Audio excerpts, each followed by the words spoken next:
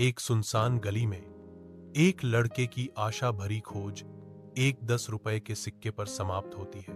उसका युवा चेहरा गिर जाता है, निराशा से उकेरा गया है, क्योंकि वह अपनी हथेली में मामूली पेशकश को घूरता है।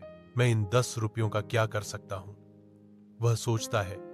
उसकी आवाज कठोर वातावरण में धीरे से गूंजती है। एक उजाड़ गली में एक गरीब बच्चा दुबका हुआ है। उनके फटे हुए कपड़े उनकी दुर्दशा का एक स्पष्ट प्रमाण है। भूख से कांपते हुए बच्चे की आंखों में गहरी, चुभती हुई शून्यता झलकती है। एक लड़का रुकता है। उसका भाव एक गर्म मुस्कान में बदल जाता है, क्योंकि वह एक हाथ बढ़ाता है, 10 रुपए की पेशकश करता है। एक धुंधली गली में आशा की किरण।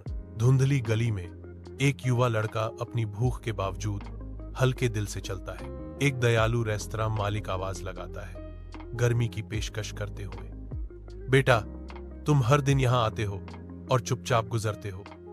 आओ, आज मेरे साथ खाओ। लड़का आश्चर्य और कृतज्ञता से निःशब्द पेश की गई प्लेट को देखता है। उसकी आंखों में आंसू चमक रहे हैं।